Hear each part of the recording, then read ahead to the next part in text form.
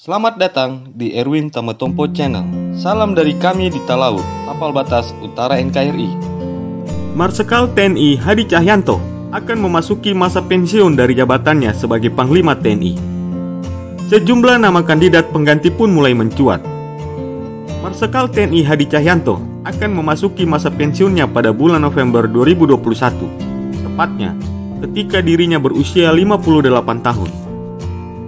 Lantas, siapa sajakah sosok pengganti Panglima TNI Marsikal TNI Hadi Cahyanto tersebut?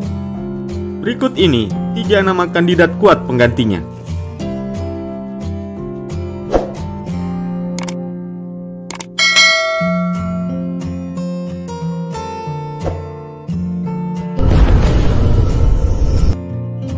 Satu, Kepala Staf TNI Angkatan Darat Jenderal Andika Perkasa. Jenderal Andika Perkasa merupakan lulusan Akademi Militer tahun 1987. Beliau lahir tanggal 21 Desember 1964 di Bandung. Setelah mengenyam pendidikan di Akademi Militer, Andika Perkasa ditugaskan di dalam Komando Pasukan Khusus atau Kopassus. Ketika bergabung bersama Kopassus, Andika Perkasa mengawali karirnya sebagai komandan peleton yang kemudian dipromosikan menjadi komandan unit 3 grup 2. Sejak saat itu, jabatannya pun kian melesat menjadi tim 2 Detasemen 81 Kopassus di tahun 1991 dan 81 Kopassus di tahun 1995 dan Den 621 Yon 52 grup 2 Kopassus di tahun 1997. Perwira Pertama Kopassus di tahun 1998 dan Perwira Menengah Kopassus di tahun 1998. Dilansir dari tagar.id, ia juga pernah menjabat sebagai Kepala Seksi Kajian Strategis Hankam di Departemen Pertahanan. Lalu, mulai dari tahun 2003 hingga tahun 2011, dirinya mendapat kesempatan untuk mengikuti pendidikan militer di Washington DC, Amerika Serikat dan berhasil mendapatkan gelar master. Setelah lulus, jabatannya pun semakin melesat. Di tahun 2013, ia diangkat sebagai kolonel.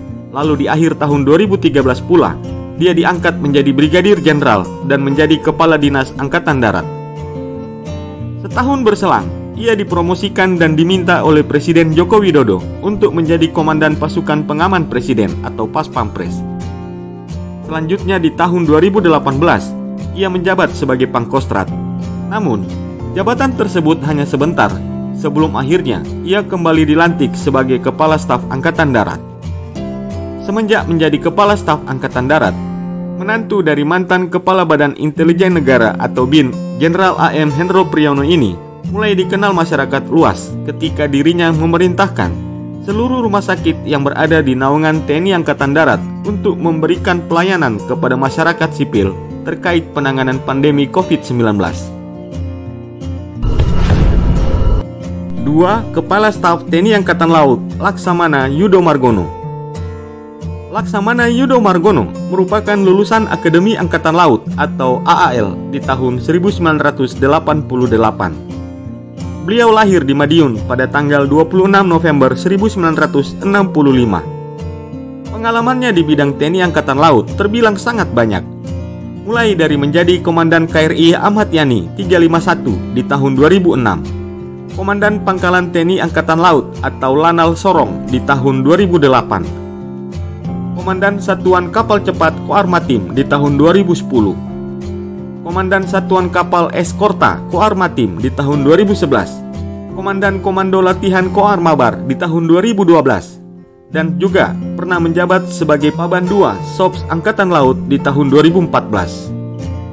Selanjutnya, pada kurun waktu 2015 hingga tahun 2018, Laksamana Yudo Margono sempat menjabat sebagai Komandan Lantamal 1 Belawan, Kepala Staf Koarmabar, Panglima Komando Lintas Laut Militer atau Pangko Linlamil, Panglima Komando Armada 1 atau Pangko Armada 1 dengan pangkat Laksamana Muda. Setelah itu, Laksamana Yudo Margono sempat menjabat sebagai Panglima Kogab Wilhan 1 pada tahun 2019. Jabatan barunya sebagai Pangko Gapwilhan I membuat karir Laksamana Yudo Margono semakin melesat dengan prestasi keberhasilannya dalam melaksanakan misi-misinya menjaga Laut Natuna. Mulai dari tugas operasi militer maupun operasi bantuan kemanusiaan seperti operasi siaga tempur laut berupa pengusiran kapal ikan asing yang berada di Laut Natuna, operasi kemanusiaan penanganan COVID-19 dengan membawahi 4 komando tugas gabungan terpadu yaitu di Natuna, Pulau Sebaru, Rumah Sakit Daerah Pulau Galang, dan Rumah Sakit Daerah Wisma Atlet Kemayoran.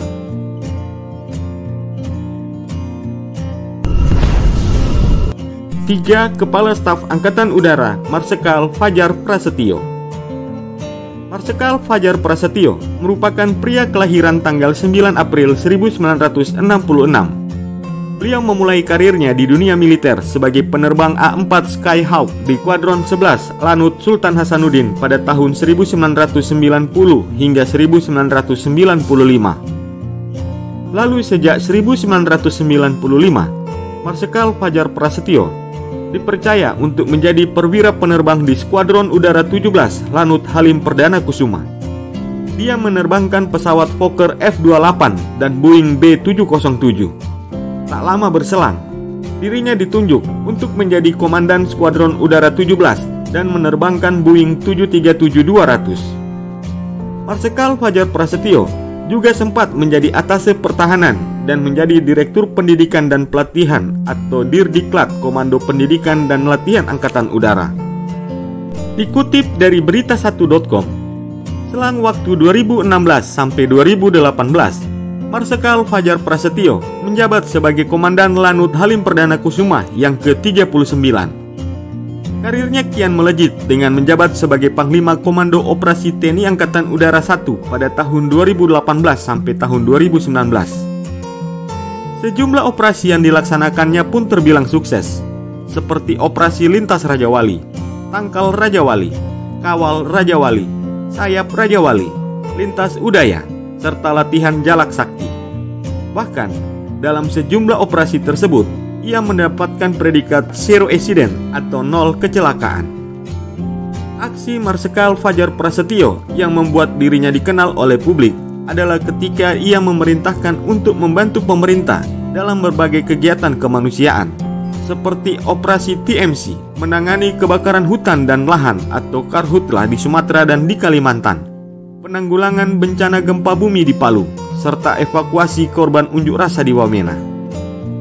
Selain itu, ia juga kerap melakukan kegiatan bakti sosial dengan program pembagian sembako, bedah rumah, renovasi tempat ibadah, operasi katarak, hingga sejumlah pengobatan gratis lainnya. Itulah 3 kehebatan calon Panglima TNI pengganti Marsikal Hadi Cahyanto.